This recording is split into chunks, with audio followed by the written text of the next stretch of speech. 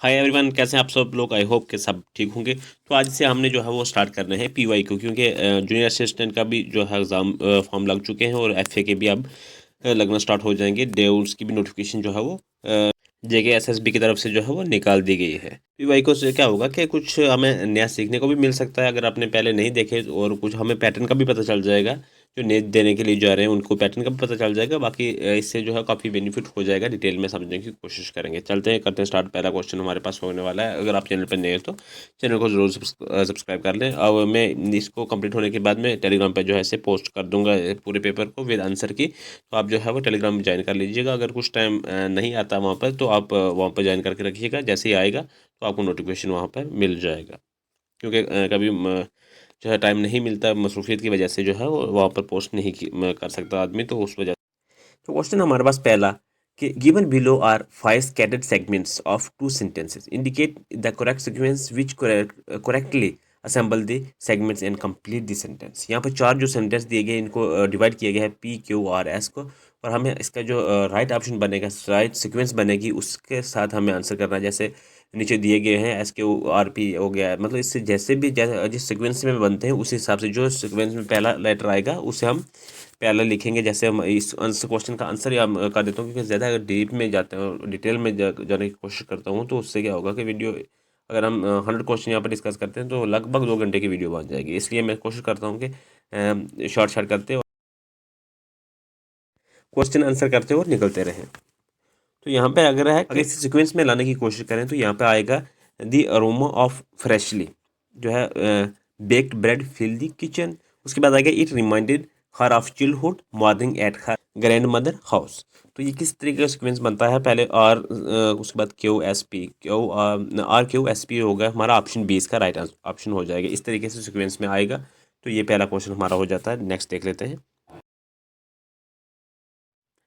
Second question हमारे पास कि in this question this sentence is broken into 4 parts. Find out the error part of the sentence given the option and mark your answer. यहाँ पर जो एक sentence को 4 option में तोड़ा गया है, उसमें ये पूछा गया है कि जिसमें एरर है वो हमने जो है वो उसका आंसर आपने मार्क करना है। तो इसका एरर जो है हमें आप खुद से भी पढ़ के अगर चाहो तो खुद से भी इसका पास करके निकाल सकते हैं, लेकिन मैं वीडियो लंबी होने के कारण मैं सिर्फ आंसर बता देता हूँ आपको। तो इसका जो एरर है वो है ऑब्जर्वेशन वुड हैव रिवील्ड। अब ऑब्जर्वेशन में नहीं आ रहा, वुड हैव रिवील्ड में जो है इसका एरर है। बाकी अब इसका आंसर ऑप्शन हो जाएगा option B, question number second का। तीसरे क्वेश्चन में है कि identify the sentence that correctly change the following direct speech into indirect speech. यहाँ पर जो डायरेक्ट स्पीच दी है इसको इनडायरेक्ट स्पीच में क्या क्या हमें जो आंसर करना है। ये कहा क्या गया है कि he said I am going to the market now, कि इसने कहा कि मैं अभी बाजार जा रहा हूँ। ये हो गया डायरेक्ट स्पीच। अब इसको इनडायरेक्ट में कहा जो है बोलना है वो क्या आएगा कि he said that he was going to the market then, यानी कि इसने कहा कि मैं इस वक्त बाजार जा रहा था। डायरेक्ट स्पीच में क्या था कि मैं अभी बाजार जा रहा हूँ, और इनडायरेक्ट घुमा के जो स्पीच है उसमें क्या कहा कि इस वक्त बाजार जा रहा था। तो इसका आंसर हो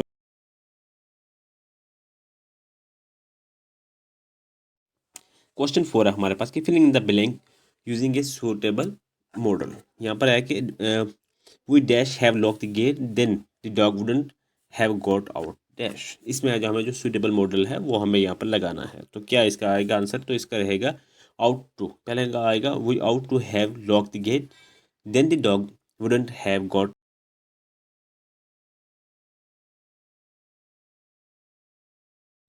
अच्छा, तो नेक्स्ट क्वेश्चन है क्वेश्चन नंबर 5 हमारे पास कि filling the blank using suitable article. यहाँ पर आर्टिकल हमें जो है वो इसमें लगाना है कि no article is required select no article among the given option. यहाँ पर है कि Sudha is studying in dash Canadian university. ठीक है, कि Sudha is studying in dash जो है यहाँ पर दी गई है Canadian university from there it will take dash hour for her to reach the airport. तो यहाँ पर आएगा, पहले आएगा कि Sudha is studying in dash, dash की जगह पे आएगा a Canadian university, study in a Canadian university. उसके बाद आएगा कि इट विल टेक डैश।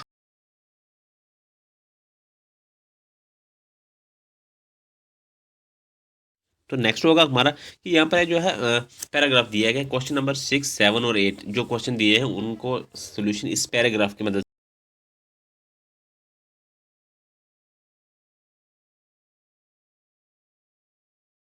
यानी कि pick out the correct meaning of the given idiom face. जो पैराग्राफ है उसकी मदद से। आप चाहो तो बैक करके पैराग्राफ देख सकते हैं, या यहाँ पर मैं लगा देता हूँ, उस हिसाब से आप आंसर करो। तो इसे आप आराम से पढ़ो, उसके बाद वीडियो को आप यहाँ पर पॉज करके आप फिर आंसर करो इसका। तो मैं आपको आंसर बता देता हूँ, आप आंसर अपना बैच कर लेना बाद में। तो ये रहेगा, ये फैसाइल टास्क, ऑप्शन सी इसका राइट ऑप्शन रहेगा, एक आसान काम। ठीक है, इसका मुझे नहीं लगता कि पैराग्राफ को देखकर ही आप इसका आंसर जो है वो किया जा सकता था, ऐसे भी किया जा सकता था, लेकिन आप घुमाने के लिए ऐसा किया है। तो इसका आंसर रहेगा ऑप्शन सी, क्वेश्चन नंबर 6 का।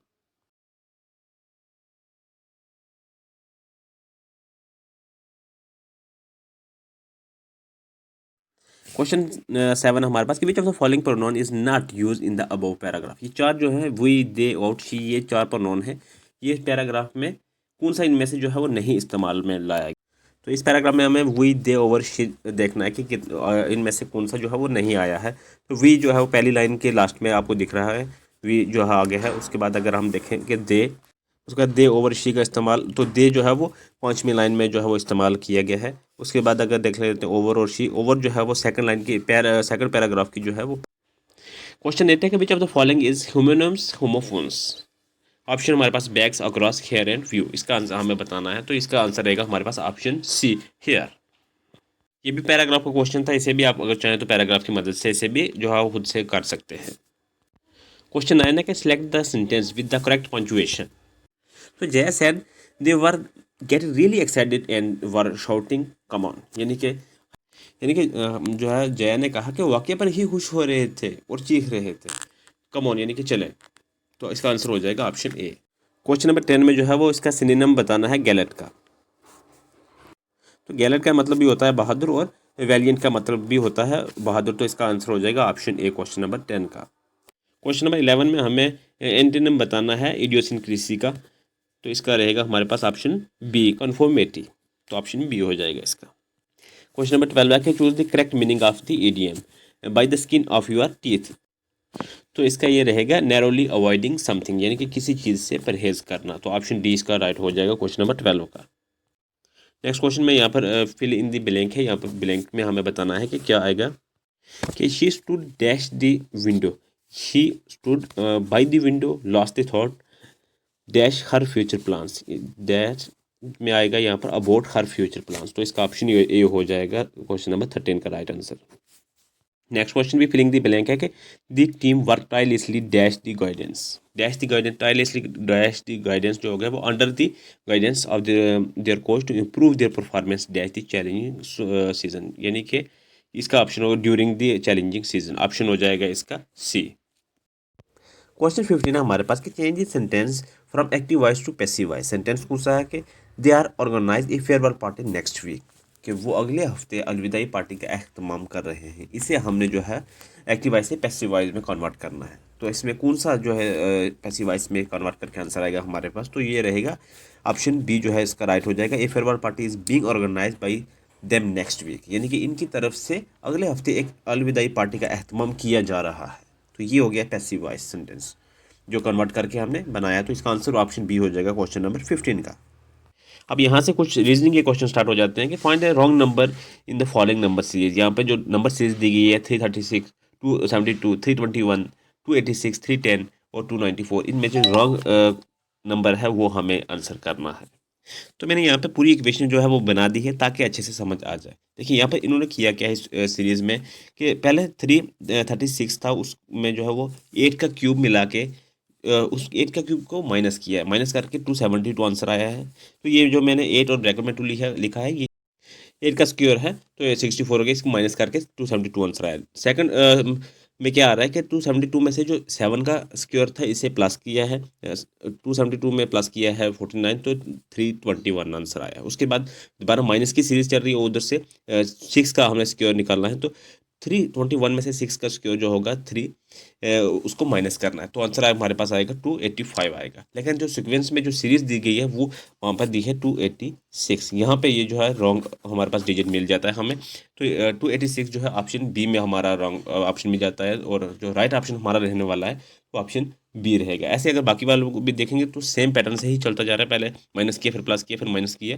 फिर प्लस माइनस करते करते, और उसके बाद 8 का स्क्वायर, 7 का स्क्वायर, और उसके बाद 6 का स्क्वायर, 5 का स्क्वायर, 4 का स्क्वायर करके जो है बाकी सीरीज जो है वो सेम चल रही है, लेकिन ये जो है इसमें रॉन्ग है, तो ऑप्शन बी इसका राइट ऑप्शन हो जाएगा। आई होप कि आपको समझ आ गई होगी, मैंने थोड़ा सा एक्सप्लेन करके साथ में इसलिए मैंने नोट डाउन कर दिया कि तो आपको अच्छे से समझ आ जाएगी।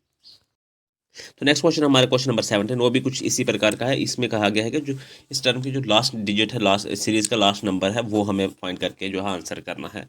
तो वो हम थोड़े से एक्सप्लेन करके भी मैं आपको बताता हूँ कि क्या आंसर इसका रहने वाला है, और आप इससे पास करके खुद से भी करने की कोशिश करें, क्योंकि ये अगर आप यहाँ से प्रैक्टिस करेंगे तो अगर गलत भी हो गया तो उसका कोई मसला नहीं, लेकिन अगर प्रैक्टिस करने से आपको आंसर आ जाता है तो आपकी प्रैक्टिस हाई लेवल पर चल रही है। क्योंकि ये प्रीवियस ईयर 2024 में जो है जूनियर असिस्टेंट के एग्जाम में क्वेश्चन सारे उसी के क्वेश्चन पेपर में डिस्कस कर रहा हूँ, तो उसमें पूछा गया था।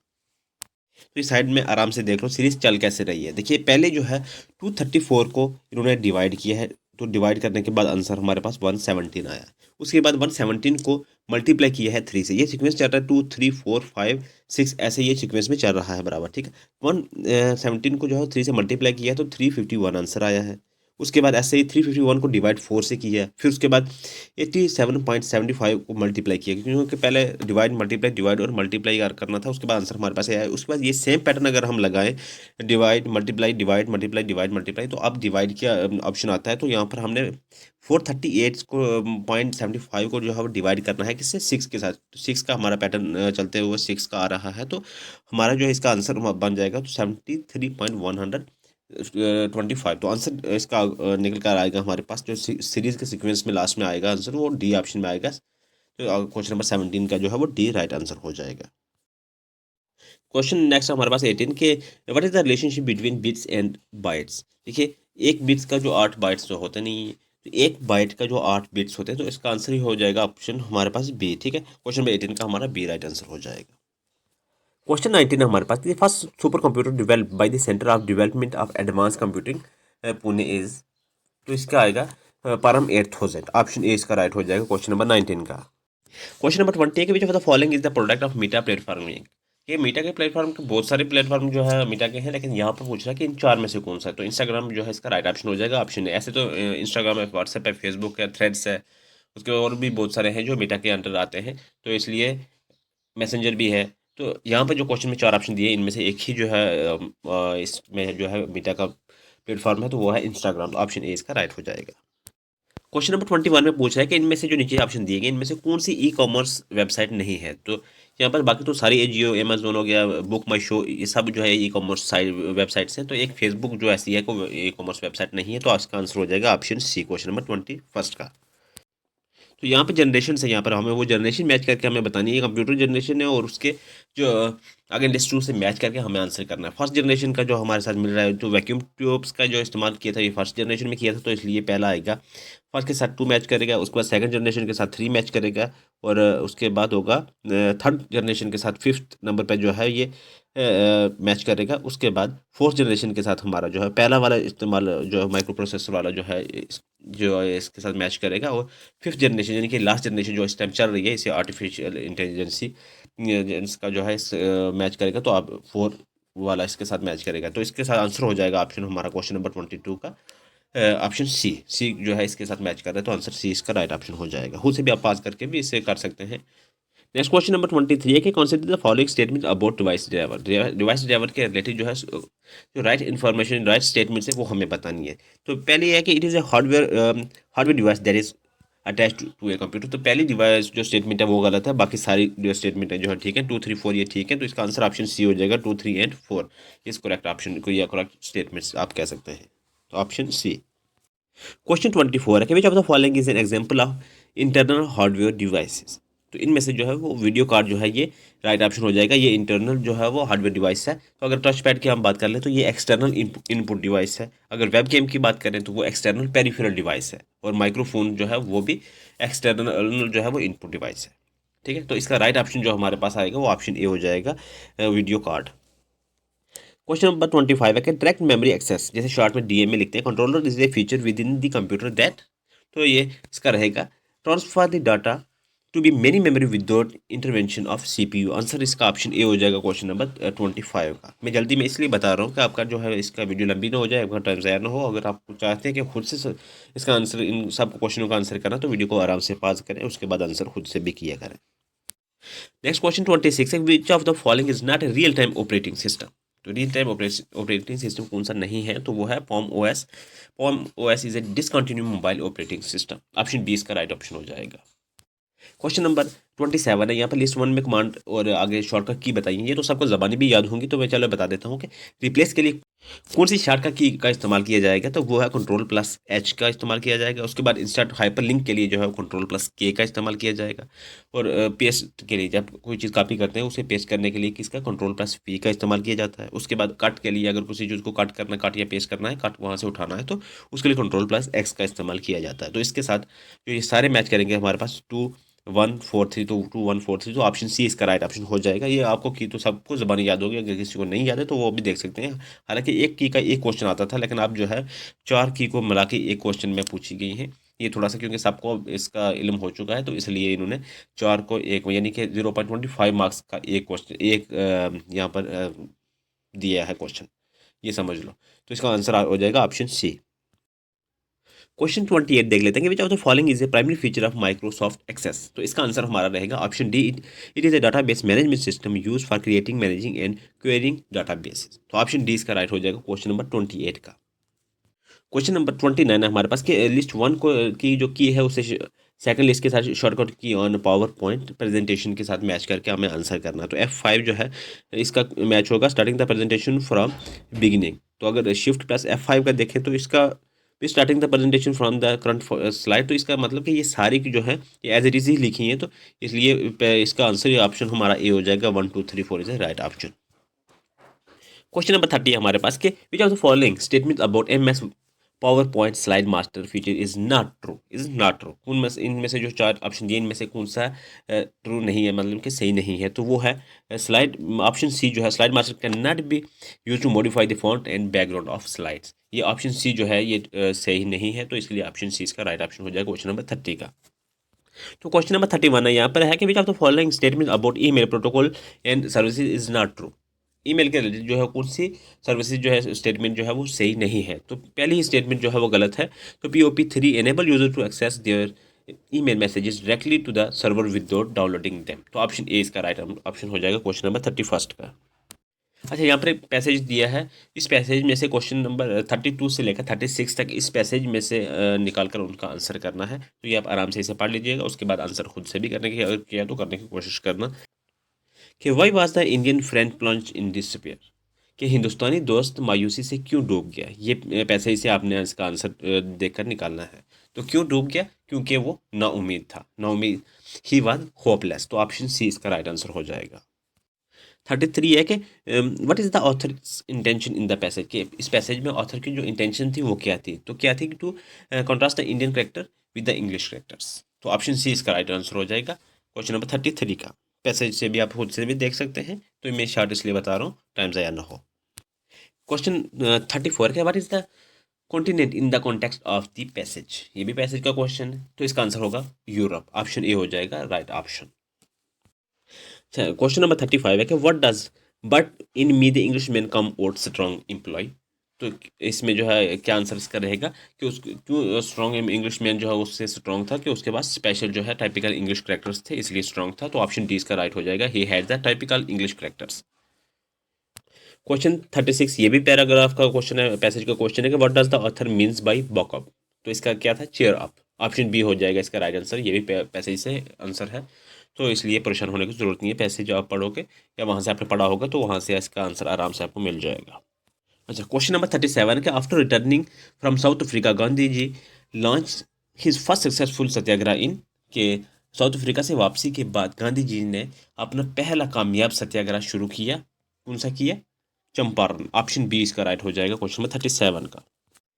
क्वेश्चन 38 है कि which of the following statements related to tribes in India और करेक्ट। जो करेक्ट स्टेटमेंट है ट्राइब के रिलेटेड इंडिया में वो हमें बतानी है। तो वो है Tharu tribes are found in Uttar Pradesh and Uttarakhand. Option A जो है इसका राइट ऑप्शन है, ऑप्शन ए में जो है वो राइट स्टेटमेंट दी गई है, तो option A is the right option. Next question 39 है कि Salaar hydro electric project is situated in. तो ये है सिचुएटेड जम्मू एंड कश्मीर में, जम्मू कश्मीर रियासी डिस्ट्रिक्ट में है, ये चिनाब रिवर के ऊपर सिचुएटेड है। कौन सा, सलार हाइड्रो इलेक्ट्रिक जो प्रोजेक्ट है, तो इसका ऑप्शन बी हो जाएगा क्वेश्चन नंबर 39 का। क्वेश्चन नंबर 40 है हमारे पास कि the Kiru hydroelectric project power is situated in. तो ये भी जम्मू कश्मीर में है, ऑप्शन सी इसका राइट ऑप्शन रहेगा। और ये जो है चनाब रिवर के ऊपर है, लेकिन इस डिस्ट्रिक्ट जो है वो किश्तवाड़ में है, तो ऑप्शन सी इसका राइट ऑप्शन हो जाएगा। जम्मू कश्मीर की डिस्ट्रिक्ट किश्तवाड़ और सिचुएटेड कहाँ पर, किसके ऊपर, किस रिवर के ऊपर है, वो है चनाब के ऊपर। ये चीज़ इंपॉर्टेंट है, ये भी साथ में जो है वो याद कर लें। तो option C is right option. Next question हमारे पास कि which of the following states of India does not have a common border with Myanmar, यानी कि ये 4 स्टेट हैं, नागालैंड, अरुणाचल प्रदेश, मिजोरम और असम, इनमें से कौन सी जो है म्यांमार के साथ जो है कॉमन बॉर्डर शेयर नहीं करती। तो मैप की मदद से भी अच्छे से समझ लें ताकि आसानी से जो है वो याद रह जाए। देखिए यहाँ पर है म्यांमार, जिसे बर्मा भी कहते हैं, तो ये मिज़ोरम जो है ये इसके साथ में अटैच है, इसका बॉर्डर जो है कॉमन शेयर है। और नागालैंड का भी बॉर्डर जो है कॉमन शेयर है। और अरुणाचल प्रदेश भी यहाँ से घूम कर जाके म्यांमार के साथ जो है बॉर्डर शेयर करती है। एक वाहिद ऐसी स्टेट है जो असम है, वो इसके साथ कॉमन बॉर्डर जो है वो शेयर नहीं करती। तो इसका आंसर हमारे पास हो जाएगा option C, sorry D, Assam. Next question है कि the name of the coast of the Tamil Nadu and Andhra Pradesh is, तो ये कोरोमंडल, तो ऑप्शन डी इसका राइट ऑप्शन हो जाएगा। नेक्स्ट क्वेश्चन है कि क्वेश्चन नंबर 43 कि which state of India has border with 3 countries namely Nepal, Bhutan और चाइना, कि इंडिया की कौन सी ऐसी स्टेट है जो 3 कंट्रियों को जो है बॉर्डर जो है वो शेयर करती है। मैप की मदद से समझते हैं। देखिए ये है नेपाल और इस साइड है भूटान और ऊपर है चाइना, और बीच में जो है ये जो 3 बॉर्डर शेयर कर रही है इन तीनों के साथ, वो है सिक्किम। ठीक है, तो आंसर इसका हो जाएगा ऑप्शन सी। क्वेश्चन 44 है कि which of the following lakes of India in located in Jammu and Kashmir is located in Jammu and Kashmir, तो जम्मू कश्मीर में इन चारों में से कौन सी जो लेक है वो लोकेटेड है, तो वो है इंचार लेक। ऑप्शन सी इसका राइट ऑप्शन हो जाएगा।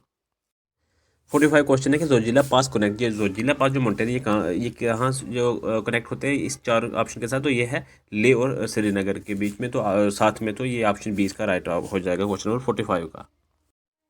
तो नेक्स्ट क्वेश्चन है कि which of the following state has the longest coast line in India, तो लॉन्गेस्ट जो कोस्ट लाइन इंडिया इन 4 में से जो ऑप्शन में से, तो वो गुजरात है। ऑप्शन ए इसका हो जाएगा राइट क्वेश्चन नंबर 46 का।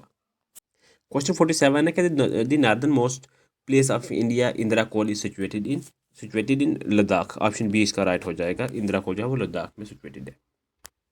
नेक्स्ट क्वेश्चन है कि Kashida is a type of embroidery that is famous in which of the Indian state, तो ये है जम्मू कश्मीर में, तो ऑप्शन इसका सी राइट हो जाएगा। जम्मू कश्मीर में जो है ये फेमस है, तो ऑप्शन सी राइट ऑप्शन है।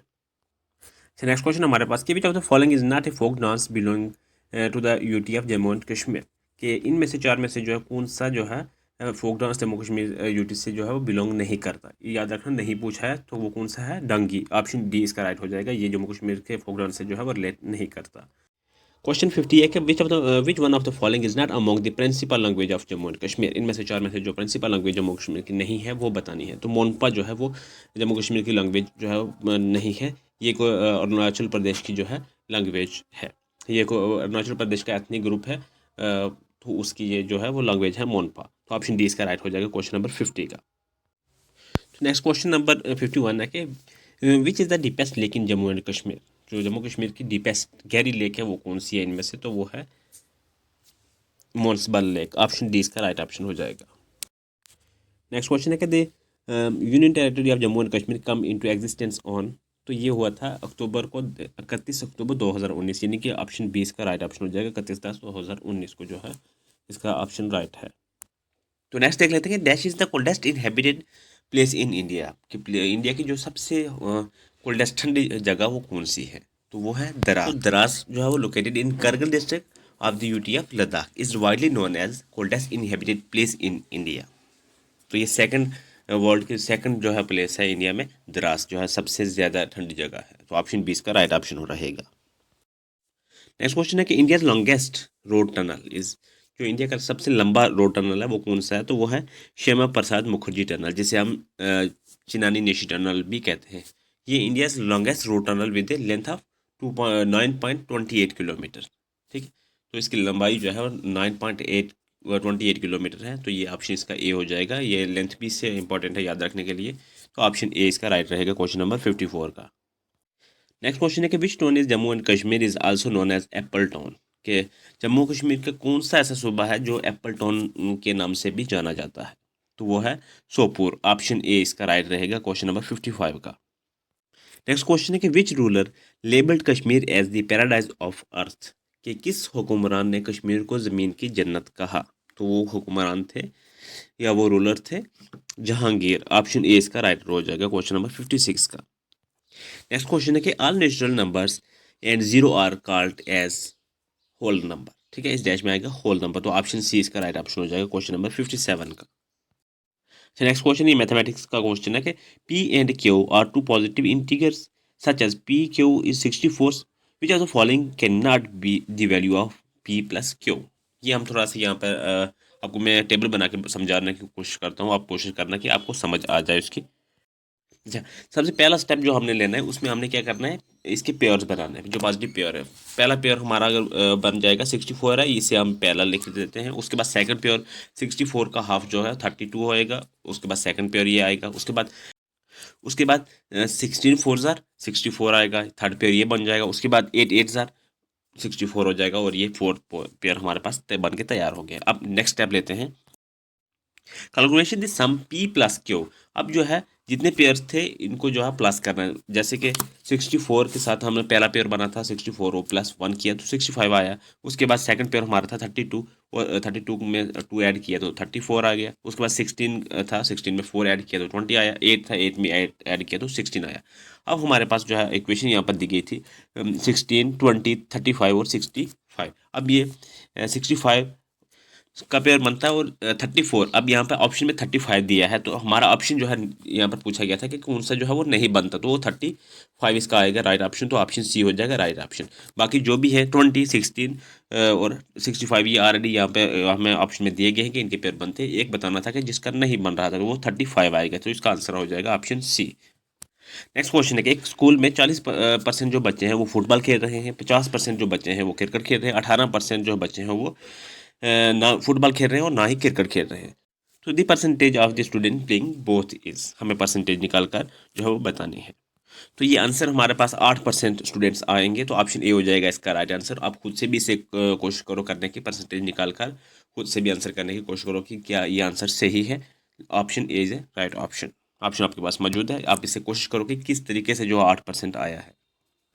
नेक्स्ट क्वेश्चन हमारे पास कि व्हाट इज 20% ऑफ 25% ऑफ 300, यानी कि 300 के 25% का 20% क्या है। तो देखिए 300 के 25% बन के हो गए हमारे पास 75, और हमें 75% में से 20% निकालना है, वो हमें आंसर करना है। तो 75 का जो 20% आता है वो होता है 15%। अगर आप इसे कैलकुलेट करने की कोशिश करेंगे तब भी आप अगर 75 ऊपर लिखेंगे, उसके बाद नीचे उसके साथ मल्टीप्लाई करेंगे 0.20, उसके बाद जो आंसर आएगा वो आपके पास 15% आ जाएगा। तो ऑप्शन बी इसका राइट आंसर हो जाएगा। इसे खुद भी जो है वो करने की कोशिश करो, जो है इस तरीके से आपको आंसर जो है आ जाएगा। तो ऑप्शन बी इसका राइट आंसर है। नेक्स्ट क्वेश्चन हमारे पास है, ये student was asked to find the arithmetic meaning of the following 12 members 3, 11, 7, 9, 15, 13, 8, 19, 17, 21, 14 and x। He found the mean of to be 12, the value of x will be. x की हमें value मालूम करनी है, meaning किसका 12 का। तो चलिए हम थोड़ा सा यहाँ पर आपको मैं बताने की कोशिश करता हूँ, आप उसे समझने की कोशिश करें कि किस तरीके से इसका आंसर जो है वो आएगा। उसके बाद मैं आंसर आपके साथ शेयर कर देता हूँ। पहले हमने नोट डाउन करना है कि 12 मेंबर्स जो है उन्हें पहले लिखना है। उसके बाद इज इक्वल टू हमने डाल के हमने कितने जो भी डिजिट्स है सबको प्लस करके वहाँ पर लिखना है, और प्लस एक्स करना है हमने, क्योंकि वैल्यू हमने एक्स की निकालनी है। और उसके बाद जितने भी आदमी हैं सब हैं, इनको डिवाइड करना है 12 के साथ। उसके बाद 12 एज इट इज़ रहेगा। अब सबको ऐड करने के बाद 137 प्लस एक्स हमारे पास आंसर आया है।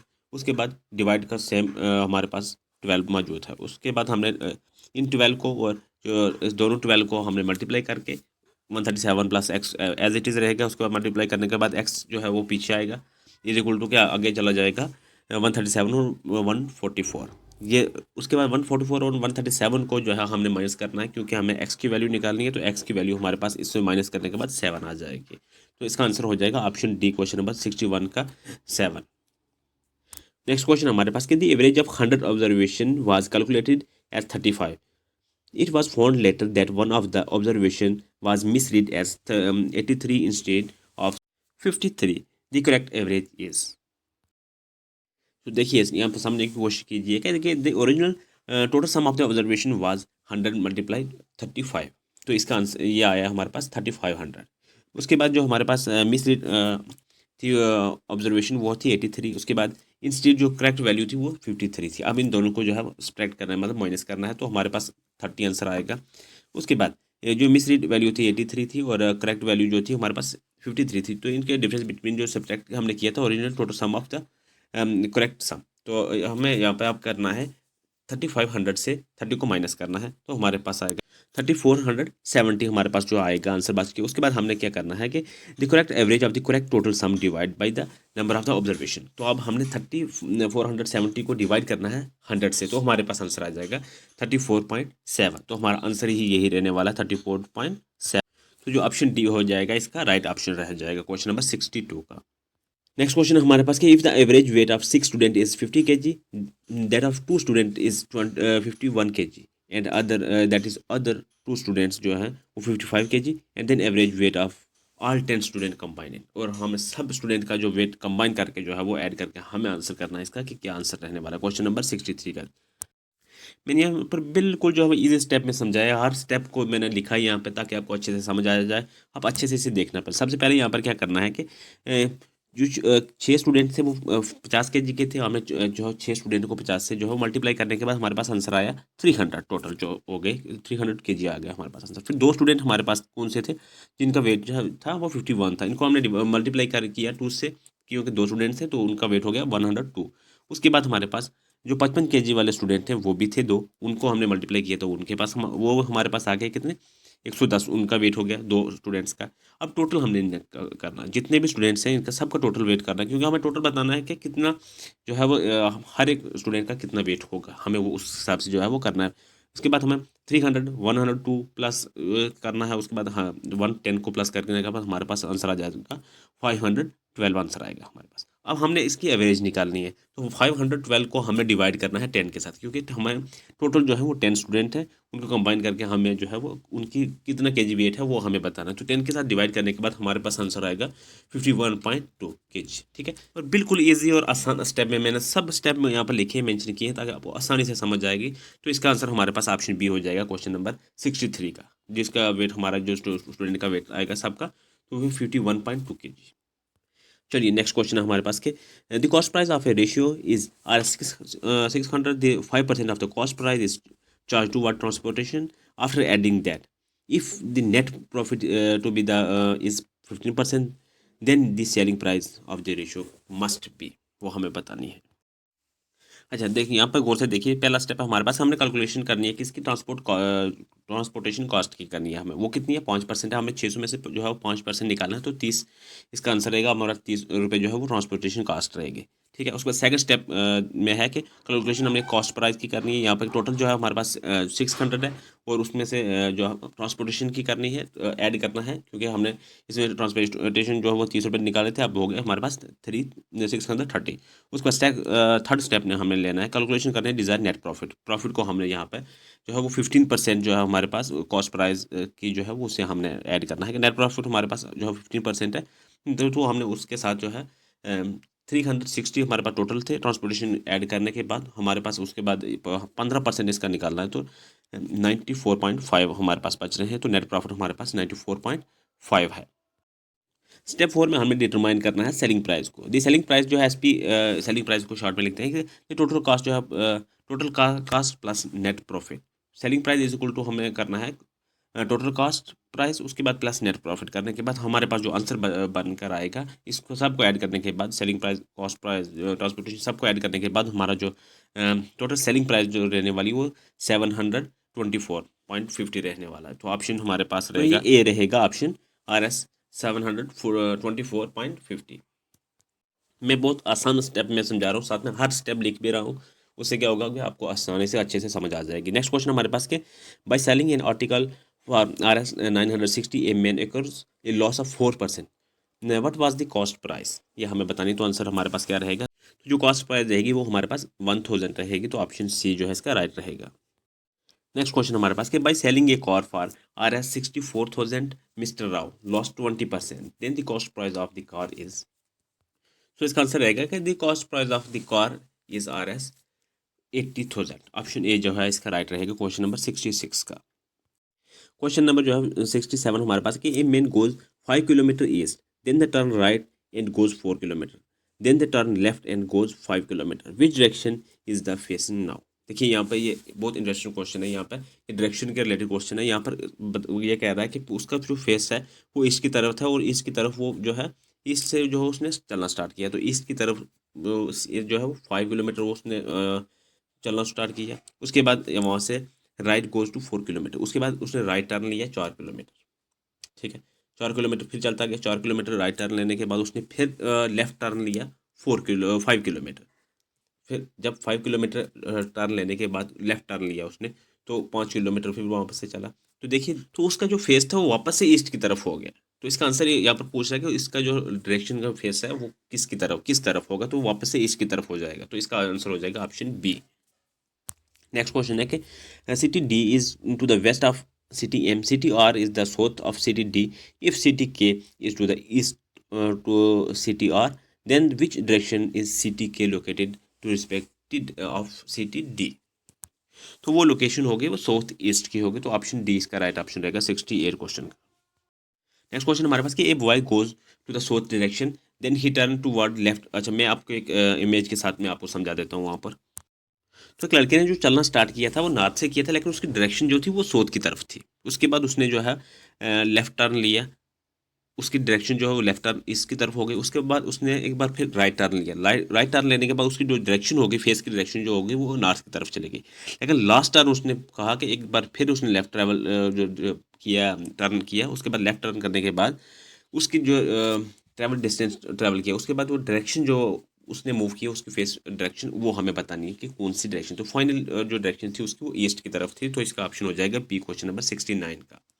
अच्छा, नेक्स्ट क्वेश्चन देख लेते हैं। यहाँ पे जो है क्वेश्चन नंबर 70 है, ये कोडिंग डिकोडिंग का क्वेश्चन है। अगर आपको प्लेस वैल्यू इन सब नंबरों की याद होगी और इनका अपोजिट नंबर याद होगा तो आप इसे आसानी से कर सकते हैं। देखिए यहाँ पर क्लॉक का जो है अपोजिट लिखा है, और यहाँ पर लिखा है क्लॉक को लिखा है कोड में जो है लिखा है XOL XP लिखा है। अब यहाँ पर देखिए जो इसका अपोजिट वैल्यू लिखी है, जो अपोजिट सी का अपोजिट जो है वो एक्स है, एल का अपोजिट ओ है, ओ का अपोजिट एल है, सी का अपोजिट एक्स है और पी का अपोजिट क्या है। ये आसानी से ये सीक्वेंस है। अब यहाँ पर हमें पूछा है कि लोटस का जो है वो हमें कोड बताना है कि क्या है। अब ये पहले हमें पता चल चुका है कि अपोजिट लिखे हैं लेटर, तो एल का अपोजिट हमारे पास ओ आ जाएगा, ओ का अपोजिट एल आ जाएगा, टी का अपोजिट हमारे पास जी आएगा, और यू का अपोजिट एफ आएगा, और एस का अपोजिट एच आएगा। और ये इक्वेशन हमारे पास बनती है ऑप्शन ए में। ठीक है, ऑप्शन ए हमारा राइट आंसर हो जाएगा क्वेश्चन नंबर 70 का।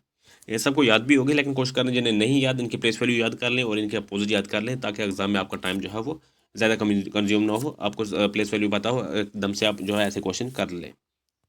नेक्स्ट क्वेश्चन हमारे पास ये भी सेम क्वेश्चन है, कोडिंग लैंग्वेज में लिखा है नीता। नीता को कोड लैंग्वेज में लिखा है, उसमें इसका रिटर्न लिखा है MVVGZ। अब इसका सेम वही पैटर्न है, सेम वही चीज़ है, और इसका भी अपोजिट लिखा है। एन का अपोजिट M है, ई का अपोजिट V है, और डब्ल्यू और टी का अपोजिट जो है वो G है, ए का अपोजिट Z है। हमें यहाँ पर पूछा गया है IZHSNR का जो है वो हमें आंसर करना है, इसका कोड क्या लिखना है हमें। देखिए आई का कोड जो है हमारे पास R आएगा, और आर से स्टार्ट होने वाला लेटर हमारे पास एक ही है जो ऑप्शन ए में दिया गया है। हमें एग्जाम में ज़्यादा टाइम होता नहीं है, और हमें इसी तरीके से अगर और कोई ऑप्शन नहीं है तो हम वैसे टिक करके आ सकते हैं। इसका ऑप्शन ए राइट आंसर हो जाएगा। अगर आप इसे पूरा निकालने की कोशिश करते हैं तब भी निकाल सकते हैं। ए जेड का अपोजिट ए होगा, एच का अपोजिट एस होगा, एस का अपोजिट एच होगा, एन का अपोजिट एम होगा, आर का अपोजिट आई होगा। तो अब भी ये रश्मि बनता है, तो ऑप्शन ए ही इसका राइट आंसर होगा। अगर ऐसा इन कंडीशन आ जाती है एग्जाम में, तो आप उस लेटर का अगर और कोई नहीं है तो आप बिना झिझक उस क्वेश्चन को ठीक कर सकते हैं, आप टाइम बचा सकते हैं। तो इसका आंसर हो जाएगा 71 का ऑप्शन ए। अच्छा, ब्लड रिलेशन का क्वेश्चन है, क्वेश्चन नंबर 72 के pointed to a women in a photograph, Rajesh said the only daughter of her grandfather is my wife, who is Rajesh related to that women. तो उस और जो फोटोग्राफ की जो औरत थी उसकी तरफ इशारा करते हुए उसने कहा कि आपने दादा की अकलौती बेटी मेरी बीवी है। तो यहाँ पर पूछा है कि राजेश का उस वुमेन के साथ क्या रिश्ता है। देखिए, अगर उसके अकलौती बेटी जो है उसकी बीवी है, तो उसकी अब इनकी जो है वो बच्ची हो सकती है, बच्ची होगी, क्योंकि अकलौती अगर दादा की अकलौती है तो वो उसकी बीवी है, तो उसकी बच्ची होगी। तो ये उसके जो है रिलेट क्या लगे, फादर लगेंगे। तो ऑप्शन इसका ए हो जाएगा क्वेश्चन नंबर 72 का। क्वेश्चन नंबर 73 ये भी ब्लड रिलेशन में है कि pointing towards Sita Nikhil said I am the only son of her mother son, who is Sita related to Nikhil. यहाँ पर कह रहा है कि जो निखिल है वो सीता की तरफ इशारा करते हुए कह रहा है कि मैं इसकी माँ के बेटे का अकलौता बेटा हूँ। और यहाँ पर क्वेश्चन में पूछा है कि who is Sita related to Nikhil, Sita का निखिल के साथ क्या रिश्ता है। यानी कि इसका कहने का मतलब है कि मैं इसकी माँ के बेटे का अकलौता बेटा हूँ, इसकी माँ के बेटे का अकलौता बेटा हूँ। यानी कि और सीता जो है वो निखिल की क्या लगी, वो निखिल की जो है बुआ है, तो बुआ को इंग्लिश में क्या कहेंगे, आंटी। तो ऑप्शन ए हो जाएगा इसका राइट ऑप्शन। इसे आप इसे ड्रा करके भी बना सकते हैं खुद से, तो इसका आंसर हमारे पास आएगा ऑप्शन ए। क्वेश्चन नंबर 74 है, introduction a women said he is only son of my mother who is the women related to the man. यहाँ पर एक औरत है, वो एक मैन की तरफ इशारा करके कह रही है कि वो मेरी माँ की माँ का अकलौता बेटा है, यानी कि मेरी माँ के माँ का अकलौता बेटा है। वो कौन कह रहा है, वो जो है वो वुमेन कह रही है, यानी कि उसकी माँ के माँ का अकलौता बेटा, यानी कि उसका लगा मामू। ठीक है, अब यहाँ पर ये मामू हमारे पास निकल के आ गया, क्योंकि माँ का भाई जो है वो मामू ही लगता है। अब यहाँ पर हमारे पास निकल के आ गया है आंसर के क्या इसका आएगा। देखिए हु इज वो मैन रिलेटेड टू, अब यहाँ पर पूछा कि वो मैन उस मैन के क्या रिलेशन है इनका, तो वो इसकी लगी उस की नेस, यानी कि भांजी। तो ऑप्शन हमारे पास ऑप्शन बी हो जाएगा क्वेश्चन नंबर 74 का। तो ये कंप्यूटर के रिलेटेड क्वेश्चन है कि IC chip for computer are usually made in which metal. तो ये सिलिकॉन की बनती है, तो इसका ऑप्शन ए हो जाएगा हमारा राइट ऑप्शन। नेक्स्ट क्वेश्चन हमारे पास 76 क्वेश्चन है कि the dash folder retains copy of emails message have started but not yet ready to be send, यानी कि आपने मैसेज या कुछ टाइप वहाँ पर कर दिया, लेकिन उससे अब भेजने के लिए पूरा तरीके से रेडी नहीं है, तो वो किस ऑप्शन में या किस फोल्डर में चला जाएगा, तो वो ड्राफ्ट्स में चला जाएगा। तो ऑप्शन सी हो जाएगा क्वेश्चन इस जो डैश में आएगा, option C is right option. अच्छा, नेक्स्ट क्वेश्चन है क्वेश्चन नंबर 77 कि dash is the programming language use to write a micro in MS Excel. तो इस कौन सा इस डैश में आएगा, VB स्क्रिप्ट आएगा। इसका आंसर होगा ऑप्शन ए जो है वो राइट ऑप्शन। नेक्स्ट क्वेश्चन का what is the function of countif in Excel. तो इसका जो फंक्शन है वो कॉन्ट सेल्स एज स्पेसिफाइड, तो ऑप्शन ए इसका राइट ऑप्शन हो जाएगा क्वेश्चन नंबर 78 का। नेक्स्ट क्वेश्चन हमारे पास कि व्हाट इज कंप्यूटर फायरवॉल। तो कंप्यूटर की जो फायरवॉल है वो कौन सी है, वो है इट इज़ सॉफ्टवेयर और hardware based program to protect against threats and make the internet network secure, यानी कि ऑप्शन सी इसका राइट ऑप्शन हो जाएगा क्वेश्चन नंबर 79 का। तो जूनियर स्टूडेंट का जो इस पेपर का लास्ट क्वेश्चन है कि a dash is a pre design document that already had coordinating font a layout and a background. तो आंसर इसका हो जाएगा टेम्पलेट, ऑप्शन डी जो है इसका राइट ऑप्शन रहेगा। तो इसी के साथ जो है पेपर पूरा जो है कंप्लीट हो जाता है। इसके पूरे हमने क्वेश्चन आंसर और डिटेल में बात भी की है, और उस पूरे क्वेश्चन को जो सॉल्व करने की कोशिश भी की है, बाकी डिटेल में भी बात करने की कोशिश की है, ताकि इसके रिलेटेड जो भी क्वेश्चन आए तो आप आसानी से कर सकें। आई होप कि आपको ये वीडियो जो है पसंद आई होगी। मैंने पूरी कोशिश की अपनी तरफ से जितना हो सके आपको बताने की। बाकी मैं कोशिश कर रहा हूँ कि इसकी PDF जो है मैं टेलीग्राम पर पेस्ट कर दूँ विद आंसर की। आप टेलीग्राम ज्वाइन कर लीजिएगा, अगर मैंने पोस्ट की तो वहाँ पर पूरा पेपर वहाँ पर जो है वो डाल दूंगा। तो आपने अगर वहाँ पर ज्वाइन किया होगा तो आपको नोटिफिकेशन आएगा, तो आप वहाँ से डाउनलोड कर सकते हैं। बाकी लेबॉर्ट्री का जो भी लेबॉर्ट्री असिस्टेंट का जो भी एग्ज़ाम है उनके भी पेपर में इसके बाद जो है डिस्कस करना चाह रहा हूँ, वो भी करूँगा। आप जो है चैनल को जरूर सब्सक्राइब कर लीजिए। इसी के आपको ऊपर रिलेटेड एग्जाम के रिलेटेड हो गया या किसी भी कोई भी नोटिफिकेशन आता है, मैं यहाँ पर कोशिश करता रहता हूँ कि उसको जो है वो पोस्ट कर दूँ। अगर ना कर सकूँ तो मैं टेलीग्राम पर पोस्ट कर देता हूँ, या अगर वीडियो ना बना सकूँ तो टेलीग्राम पे पोस्ट कर देता हूँ, ताकि आपको वहाँ से आसानी से मिल जाए। बाकी जनरल अवेयरनेस हो गई, कंप्यूटर का रिलेटेड हो गई, हिस्ट्री हो गई, या फिर जम्मू कश्मीर के रिलेटेड जो भी क्वेश्चन होते हैं मैं कोशिश करता रहता हूँ यहाँ पर डिस्कस करने की। MCQ ज़्यादातर यहाँ पर डिस्कस किए जाते हैं, तो आप चैनल को जरूर सब्सक्राइब कर लीजिएगा। आपको मॉक टेस्ट भी होते रहेंगे, तो आपका एग्ज़ाम के लिए आसानी हो जाएगी। तो मैं यहाँ पे और 1000+ कंप्यूटर के MCQs की मैंने सीरीज़ बना दी है, प्लेलिस्ट बनाई है, वहाँ से आप देख सकते हैं। 1000+ MCQs आपको बने बनाए मिल रहे हैं, तो आप आसानी से देख सकते हैं। प्लेलिस्ट बनाइए, प्लेलिस्ट में जाइए, वहाँ से देखिए, आपको आने वाले एग्ज़ाम में जो है वो काफ़ी हेल्प मिलने वाली है। नेक्स्ट पेपर में डिस्कस करने वाला हूँ लेबॉर्ट्री के रिलेटेड। उसके बाद बाकी जितने भी पेपर PYQ हुए हैं वो भी मैं साथ साथ में कोशिश कर रहा हूँ कि डिस्कस करने के। बाकी मैं history, geography, general awareness, general study जो भी है उसके भी MCQs में साथ में लाता रहूँगा। कोशिश ये भी कर रहा हूँ कि मैं करंट अफेयर के और डेली करंट अफेयर के भी जो है वो 5-10 क्वेश्चन जो रूटीन में होते हैं वो भी लाने की कोशिश कर रहा हूँ। टाइम की किल्लत की वजह से नहीं ला पा रहा हूँ, लेकिन मैं कोशिश कर रहा हूँ। आप चैनल को ज़रूर बने रहिएगा, टेलीग्राम ज्वाइन कर लीजिए। कोई भी नोटिफिकेशन आता है मैं वहाँ पर प्रोवाइड करता हूँ, जो है PDF हो गए, नोटिफिकेशन हो गए, वो वहाँ पर मैं डाल देता हूँ। तो थैंक्स फॉर वॉचिंग। आगे आपका बहुत सारा टाइम ले लिया।